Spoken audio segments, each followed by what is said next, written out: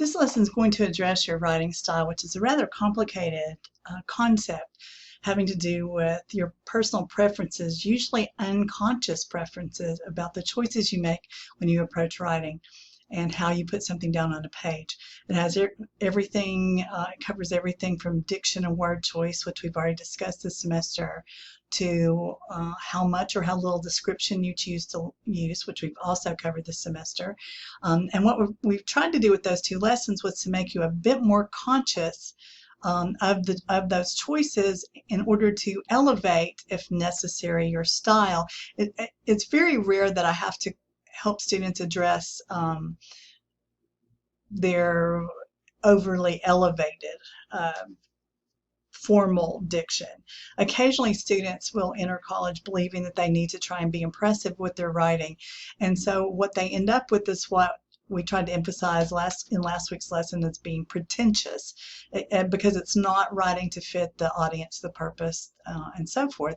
And so they've sort of misunderstood the what we call the rhetorical situation, which is your audience, your purpose, your message, and your medium for writing, and that helps determine the choices that you make. So we've consciously tried to address so far diction, so that you're thinking about those choices, as well as description, and so that you're also thinking about those choices. This week we're going to look more at the sentence level, and once again, this is usually sort of a subconscious preference. It's how you tend to write, and without really realizing it. And for some of you, this lesson will actually help you to elevate your diction, your style, to the point that it's a bit more graceful, perhaps more fluid, a little bit more lively if that's what's necessary. And ultimately the goal is readability. Now, according to reading theorists, the average level for writing to reach the most people in the United States is the 8th grade level. So notice that we're not necessarily trying to get you to write at some advanced level, although that's absolutely fine if you do elevate and to that level. But I'm going to show you one quick way to sort of see what your current writing style is, what on a readability index, and there are quite a few different readability indexes. The way that your readability score is determined, it's usually based on how many words per sentence, how complicated your sentences are, how many letters per word, how complicated those words are. And so it comes up with, we used to do this by hand, quite frankly. When I took education courses at the university, we had to literally by hand count, and there was this a formula that we use now. Microsoft Word will do it for you, and I'm going to show you how to do that. If you're curious, this is not something that's actually going to be required of you, but if you're curious as to what level you currently, at which you write, as far as grade level or post-secondary, which I mean the college level, you can use this little score in Microsoft Word, and I'm going to show you how to do that. Now, if you forget these instructions, you can actually Google this online. Notice this was my search phrase, how to determine readability of a Word document. And so here it gives you the instructions, and it's really pretty simple, but I'm going to walk you through it so that you can see how to do that. So the first thing I've done is I've just pulled up the guidelines that I wrote for the comparison and contrast essay. I'm going to check the readability score of these guidelines. So the first thing that you do according to the instructions that I just showed you is you go to, you select the file option across the dashboard at the top of the screen, and then you select options. Under options, go to proofing. I don't know if you've ever looked at these. Most of us do not examine all the options available to us and all the kinds of things that you can do with Microsoft Word. It's got such vast capability, but for our purposes, you look under proofing, and then you want to make sure that check grammar with spelling is checked. And I also check the box show readability statistics. Okay, and so I'm going to select OK. And then to check your actual readability statistics, what you do is go to review, And notice that you can actually check the accessibility of a document, but we want to go under spelling and grammar. And notice that it's giving me the word count for this document, the number of actual characters or keystrokes, the number of paragraphs, the number of sentences, and then it gives the averages. And then finally the readability on these particular scores. And you can look up what the Flesch reading ease means. You can Google that. But notice that I wrote this particular document at the 8th grade, 8.8, so that would be the 8th grade year, the 8th month level, which is the most accessible level. As a matter of fact, most of the magazines that you will read, if they're what we call popular periodicals, they're published routinely and people across the country read them. They're not highly specialized necessarily. Most newspapers are written at the 8th grade level because, once again, that is when you're most likely to have reach the broadest range of people in a way that the information is accessible and readable to them. Okay, so if I were writing a paper that I wanted to publish, one would hope it would be much more advanced than this. But for the purposes of this class, I want to make sure that I'm trying to reach everyone's readability level, if that makes sense. Okay, so that just shows you how if you want to check something you've already written, that will let you know. Again, I never go in and check that kind of thing on student papers, but since we're talking about style, this is part of what style is about. It's how many sentences, how those sentences are connected, what types of verbs you use, and so forth, which we're going to get into now. This is the exercise that you'll complete for me this week, and this is an effort to kind of examine your style, to see how you currently write, and to see what kind of changes you potentially can make. I've already mentioned to several of you that we would have a lesson, especially on varying sentence structures and lengths, that would enhance your style. What I've found for some students as far as grades go is once they grab hold of this, if they tend to write at sort of a more repetitive method, sort of more of an unconscious method of sort of roughly the same number of sentences, roughly the same order, roughly the same type, roughly the same word length. What I've found is that if students grab hold of this and understand what to change and how to mix up their sentences a bit more, it can improve the grade of the paper from a half a letter to a full letter grade. So I want you to know, now some of you already have a very graceful, fluid style. I probably said, if I've said that to you, it probably means your style is already somewhat sophisticated. Okay, others need to pay a little bit more attention to what you're doing and be a bit more conscious about it. So what I've done is included this chart, and I want you to either print off this chart, or at least it's a Microsoft Word document. So you should be able to complete the different categories here. All right. So notice across the top, there's 6 rows. What I want you to do is to choose a paragraph from your description essay. And I prefer that you choose that essay. So something you've already written, something that's already been graded, look at your final paper that you submitted to me and choose a paragraph of 6 sentences. If you do not have a paragraph of 6 sentences, then you may need to, you can either add to a paragraph, or you can use the couple of sentences in the next paragraph, okay? And so what you're going to need to do, that's going to be what we're going to refer to as the writing sample. So again, use your final description essay. So this was your best effort at that paper, right? You've already worked on it. And what you're going to need to do is to copy that somewhere, okay? Because that's part of what you're going to turn in to me. I want you to turn in your writing sample, and then I want you to complete this chart as it applies to that writing sample. All right? And ultimately, after you complete the chart, and after we go through what all these categories mean and what you need to do with them, it should show you if you have any areas that need to be addressed, that need to be changed, and then you're going to revise that paragraph to make it better. Okay, and that's what you're going to turn into me. So three pieces to this assignment. All right, first, the writing sample itself. Second, this completed chart, which you can either download and fill in, or you can actually type the answers and upload, or you can, and you can fill in by hand. If you fill in by hand, if you print it out and fill it in, what you'll need to do is take a picture of it, like with your camera. It will save it as probably not a JPEG document, but well, maybe a JPEG document or a .png, and you can upload those files to the Dropbox, okay? So I'm looking for the completed chart. I'm looking for the sample that you base the chart on.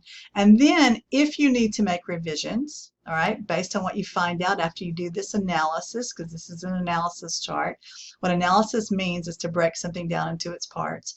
After you do the analysis, I want you to upload a final version, and you can just type it down below the original paragraph that you turn in to me. I have to see what you're working with, right? So you've got to show me that. But you're going to turn that in to show me that you understand that you needed to change this, this, and this, or you know. If you don't need to change anything, then you just write me a note. No change is necessary. All right. The first column is number of words. So what you should do with that 6-sentence paragraph is number each of the sentences. That's the first thing. So, or at least in your mind, number them. You know, the first sentence, the second sentence, the third, the fourth, and so forth. Then in each of those sentences, count the number of words, all right, and fill in the chart. Whoops, sorry. Let me go backward. And fill in the chart. Okay, so say this one has 6, this one has 24, this has 55, this is back to 17, so forth. All right, now here's what this will show you. This will show you if you tend to write sentences that are roughly the same length. Is that a problem? Well, maybe, especially if your sentences are relatively short. And by relatively short, I mean anything from 5 to 20. Okay, a 20-word sentence is still pretty short. Okay, so if most of your sentences, like if you're graphing it, if you had a chart and, you know, zeros down here and 5 and so forth, and if you're literally for each sentence, you know, graphing that particular,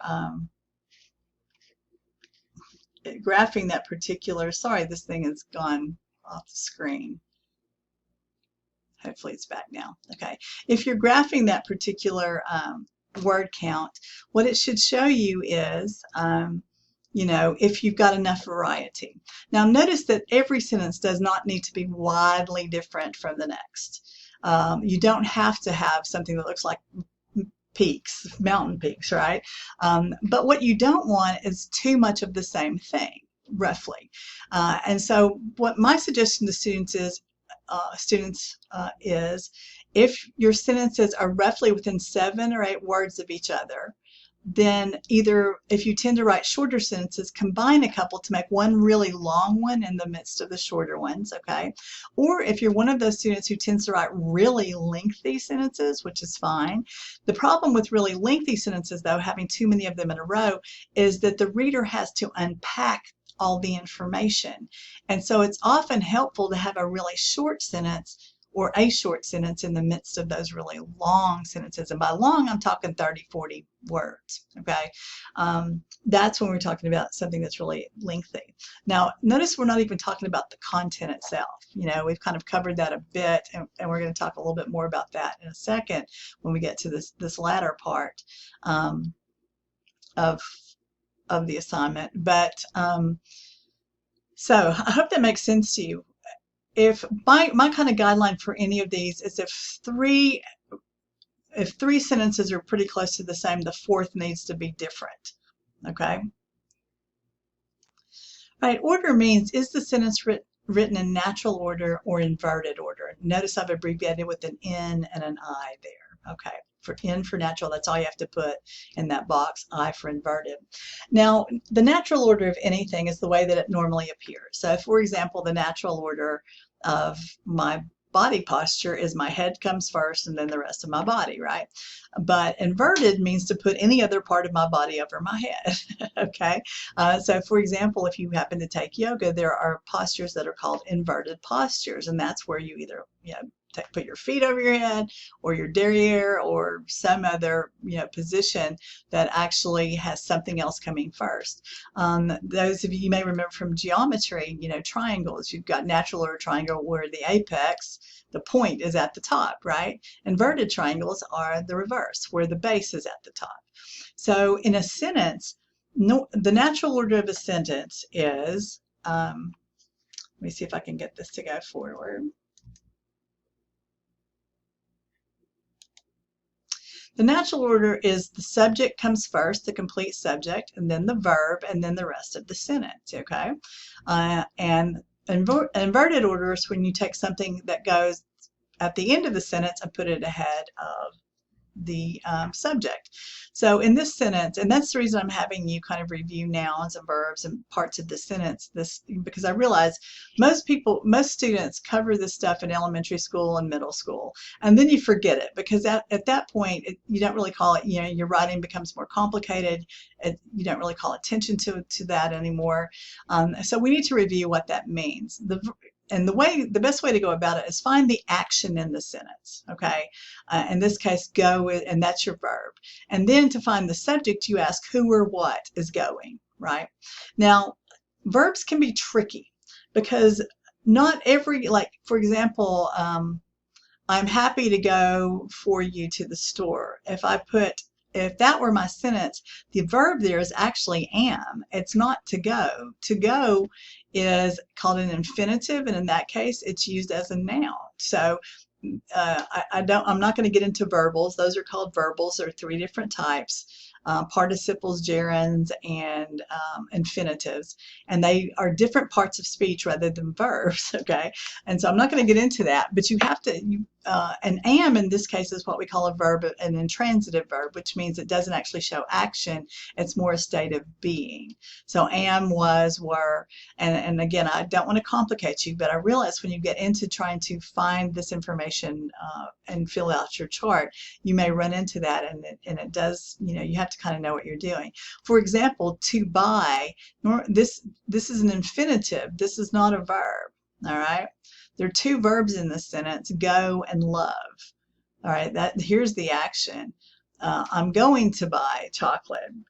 One would think that that's action, but in this case, it's actually an infinitive, the to and the buy, and it's actually serves as a noun. Okay, this too is part of a prepositional phrase. Sorry, don't want to complicate this too much. So anyway, natural order: find your verb, then ask who or what's doing the action, or is part of the state of being, and that is your subject. So I is your subject. So this is a natural order. I go to the store every day to buy chocolate because I love it.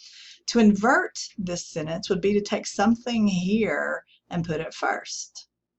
Because I love chocolate, comma, I go to the store every day to buy it. Now, I realize a lot of your English teachers at some point probably told you never begin a sentence with because. And the reason they told you that is because you often, especially beginning writers or early stage writers, will put a period right there and think they've written a complete sentence. The because makes this a sentence fragment. All right, it needs more information. The comma is fine. This is a clause. All right, so we've just taken the end of the sentence and put it ahead of a subject, which is fine to do. As a matter of fact, you want to mix up your sentence orders a little bit. Some of us already have a tendency to mainly write inverted order sentences. I'm one of those people. I write a lot of inverted order sentences. So if you take a word, a phrase, or a clause that comes at the end of the sentence and put it ahead of your subject. Now notice that does not mean articles or adjectives, anything describing your subject. And remember that subjects can only be nouns or pronouns. That's part of what I'm having you review if you don't remember those 2 parts of speech. So the beautiful girl, the and beautiful describe girl. They're 2 words that precede the subject, but they're part of the complete subject because they're just, they're not the last part of the sentence. They're just descriptors describing girl. So I hope that makes sense to you. And I hope I'm not complicating things too much. So fill out that chart and determine whether or not your sentences are natural or inverted. Again, if you have 3 in a row, that's fine, of the same sort of order. However, if all of them, or certainly if you have 4 in a row, my recommendation to mix it up a little bit is to take that 4 sentence and invert it, okay? Or combine a couple of sentences and invert part of one of them. Again, you don't have to change every sentence, natural inverted, natural inverted, natural inverted. That's not the goal here, but the goal is to consciously mix it up enough so that it actually enhances. This is where the graceful style comes in, where your sentence structures do not become monotonous, the same, repetitive, the same length, the same order. You can even tell it when you read them aloud, okay? Often if you've gotten into sort of a marching type rhythm, that's very monotonous.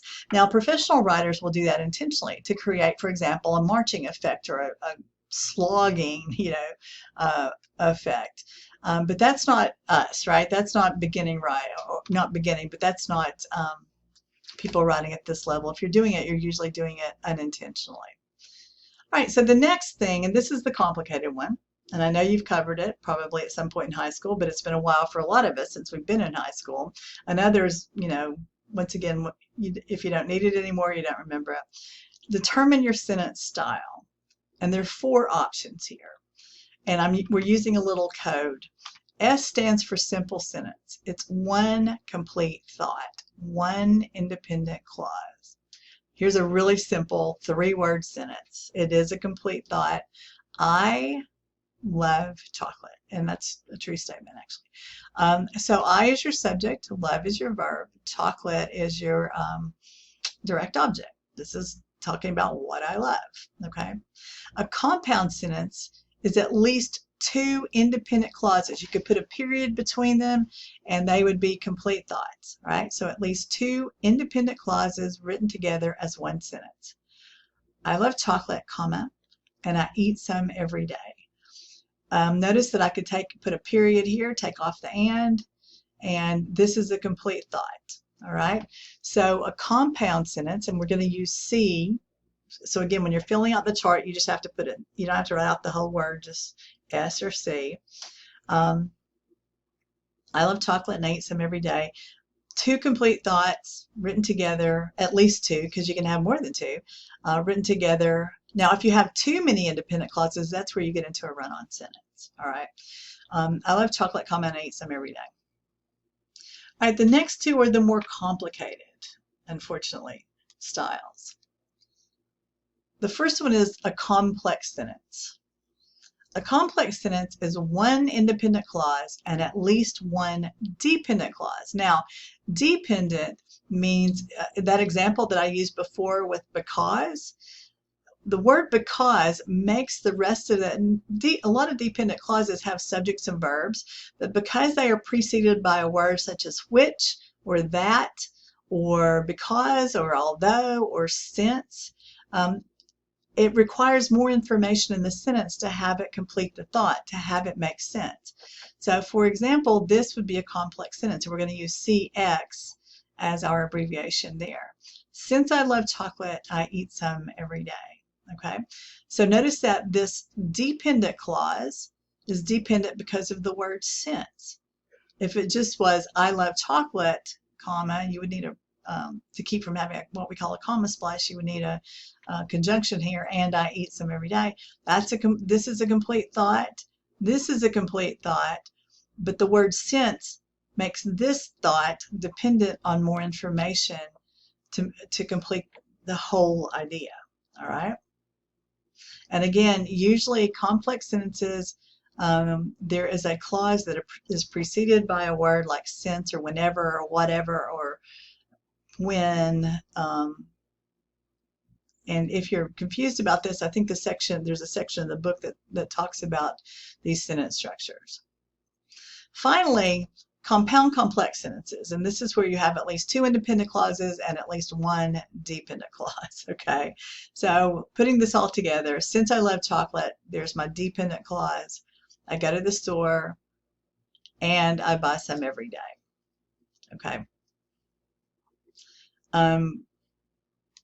If we were in a face-to-face class, I would actually have you do this exercise first before we got into the chart, but I'm going to walk you through it now very quickly on them just to give you a little bit of practice, and maybe this will help you understand a little bit better each of these different sentence styles. The first modern miniature golf course was built in New York in 1925. This is a simple sentence. It's one complete idea. Was built is my verb. Who or what was built? The golf course was built, so there's the subject. Notice that it comes first, so it's a natural order, simple sentence. Okay? I'm not asking you to identify both here, but just for purposes of understanding. Second sentence, although entrepreneurs Drake Delano, Noy, and John Ledbetter built 150 more indoor and outdoor courses, Garnet Carter actually made miniature golf a worldwide fad. This is a complex sentence, so you would write CX here if you were doing the exercise. This is what I was telling you about, a dependent clause, okay, because of the word although. If it began, there is a verb, built, right? There is a compound subject. You've got Delano, who or what built, Delanoy and Ledbetter built, right? Then you have the rest of the sentence. But because of the word although what, right? So that makes this dependent for on more information. Here's my independent clause. Made is the verb. Who or what made? Garnet Carter made. So this is a complete thought. So independent clause, dependent clause.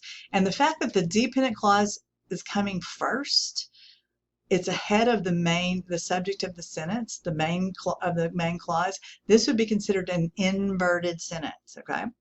Next one, Carter built an elaborate miniature golf course, comma, and he later joined with Delanoy and Ledbetter. That is a compound sentence. Now, please note, just because there's an and, or, but, or nor, which are yet or so, which are common conjunctions, just because they appear in a sentence doesn't automatically make it compound. And could actually, just like here, join two subjects or two verbs. All right, so you've got to understand what's a complete thought with the subject and what isn't. All right, so here we have our first independent clause. Again, find your verb, built, Carter built. All right, so there's a complete thought. Joined, and then here's a complete thought. Joined is your verb in the second independent clause. He is your subject, and joined by a comma, so that would be a C compound. And it's natural order because you've got a complete, the subject of this independent clause comes first. Together, they built more miniature golf courses. That's a simple sentence. Now, please note, it doesn't have to be short to be simple. There are a lot of simple sentences that have a lot of prepositional phrases, okay? So they can be fairly lengthy as long as they don't contain another independent or dependent clause. Together, they built more miniature golf courses. Built is the subject, and this is actually considered an inverted sentence, okay? There's your verb, there's your subject, who or what built, they built. Together actually describes, it's a descriptive word, but it's preceding the subject of the sentence. It's not, it actually describes, it's an adverb describing built, not they, okay? So, so because it precedes the subject of the sentence, this would be considered an inverted sentence. Remember, one word, a phrase, or a clause. All right, 5 for inverted. They abbreviated playing distances, and since they highlighted the game's hazards at the expense of skill, the men made the game much more popular.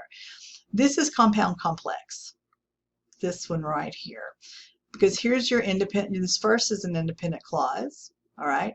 And then notice we've got another clause, but it begins with the word they. So even though it's got a verb highlighted, it's got a subject, they, who or what highlighted, they did. The word since requires more information to have the thing complete a thought. So you've got an independent clause, a dependent clause, and then another independent clause. Here's the verb made. Here's men, all right? So this would be compound complex. This next one is a simple sentence. This is considered and that's natural order, by the way. By 1930, there were 2,500 miniature golf courses, 25,000 miniature golf courses in the United States. This is a simple sentence. This is a prepositional phrase, but notice that it's preceding the subject. The verb here is were. It's one of those intransitive verbs, a verb of being. All right, it's past tense. Who or what were? There were. There's your subject. Okay, so here is, because you have a phrase preceding it, this would be considered inverted. Courses grew more elaborate because hazards grew more bizarre.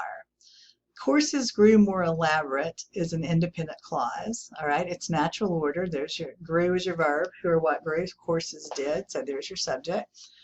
Because hazards grew more bizarre. This is a dependent clause. Again, there's a verb, grew, who or what grew, hazards, there's a subject, but the word because makes this conditional on this information to make sense. So this would be complex, CX. The craze spread to London and Hong Kong. Okay, this would be a simple sentence. I think what the person who wrote this exercise did was try and fool students by throwing an and in there, but this is actually a compound object of the preposition to. So spread is your verb, who or what spread, craze, so this is natural order. Interest in the game declined, and by 1931, most miniature golf courses were out of business. This is a compound sentence. These are two independent clauses joined by and this is a prepositional phrase. It's not a dependent clause. By is a preposition, okay?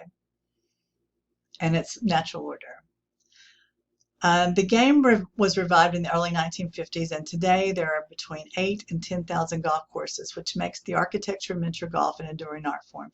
This, as you probably guessed, is compound complex.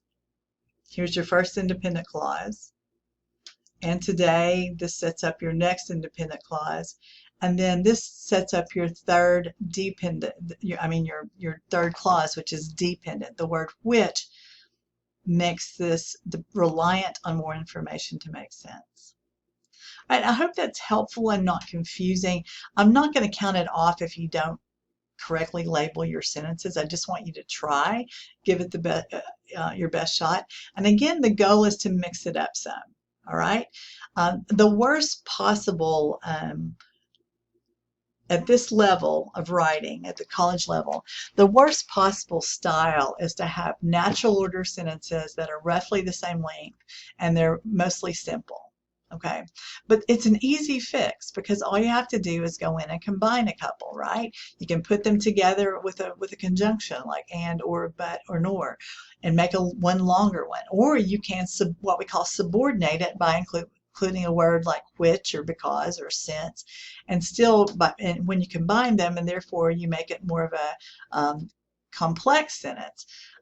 So again, you don't have to have, every sentence doesn't have to be different. That's not the goal, but it's being intentional about making sure that you are varying your sentence lengths, structures, and orders enough, their styles enough, so that there is a fluidity and a grace to what you're writing. And I think if once you kind of grasp this concept, if you don't already write this way, what you'll find is when you read your writing aloud, it flows. There's a real flow to it. All right, to rather quickly wrap up the rest of this, copy the first 4 words of each of your sentences. What that will show you is if you're beginning each of your sentences in the same way. I, da, da, da, da, and then I, da, da, da, and then I, blah, blah, blah. And again, what you're trying to avoid is that sort of unconscious repetition that actually can bog down the rhythm of a paper, all right? Look for verbs, all right? Try and pull out all of your verbs, and these are verbs that are either actually active in the sentence or they're verbs of being, like am, was, were, and so forth. What that will tell you is, yes, if you're repeating the same verbs, but also if you have too many verbs of being, there's not a lot of action in the paper. And so normally what happens is that kind of drains the life from what you're writing. So see if, and include the auxiliary verbs, like if it was, if it's something like, I was going to the store yesterday, was going, was is part of that verb, right? So include that auxiliary verb as well. Reproduce your nouns. Sometimes, and this is not pronouns. Pronouns are I, we, you, they, them, it. Okay, do not write pronouns. Instead, write nouns. And there are two things that by including nouns that will show you. The first thing is if you're repeating again the same words over and over again, but also some students find that they are too reliant on pronouns. And if you have too many pronouns, it's often the reader gets lost because they can't see what the antecedent is. The antecedent is the word that the pronoun replaces. Okay, and especially if it's a paper that says I a lot, often that can be an issue. So again, what you're doing is to analyze something, you're breaking it down to its parts and you're examining those parts to see what needs to change. And then descriptors, because this was a description essay, I'm hoping there are a lot of descriptors, but this is where you put adjectives and adverbs. And again, if you need to review that, there's a section in the book, I think, but if not, you can certainly Google it, or YouTube has a lot of videos, teaching videos on parts of speech, and so you can certainly sort of refresh your memory. But the goal here is to make sure that you've got some, all right? Now, it doesn't mean every sentence has to be very descriptive, but it does mean, if you've got a big blank space here for several sentences, it means there's not enough description. Now, this particular PowerPoint does not include the last column that I did put on the sheet that you're going to complete for me, and that is transitions, and that's part of the lesson this time. So be sure and look at transitions. Now, remember that, by the way, the first sentence, there won't be anything here because this is not the, even though there should be a connection to the sentence before it, you're actually starting your writing sample. The first sentence obviously is not going to have that sentence before it. So really it's the second sentence that you should show how that sentence is connected to the sentence before it. Now, it could be that it's repeating the same word, or it could be that it has a pronoun. Like in the sentence before it, you said the professor taught a lot of people, and the sentence after that said he. He refers back to professor.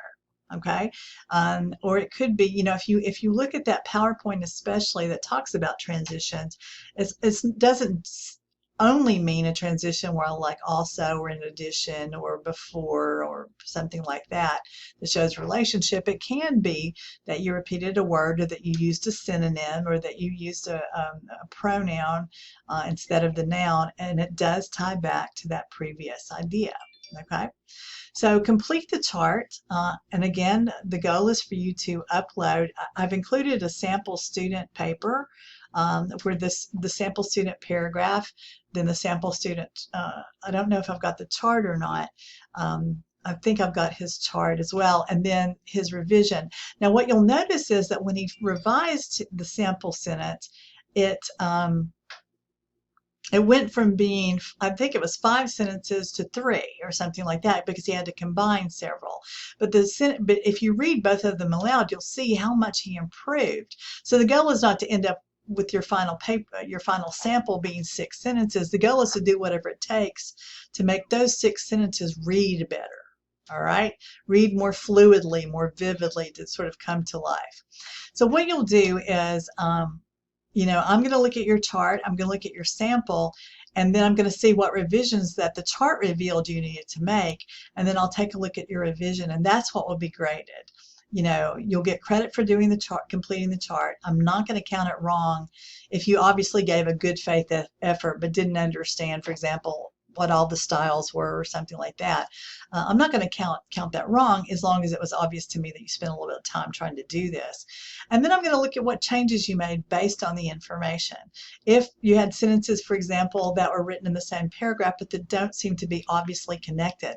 And I did point that out on some student drafts, that you've got there's a problem with, I think I said, coherence in this paragraph.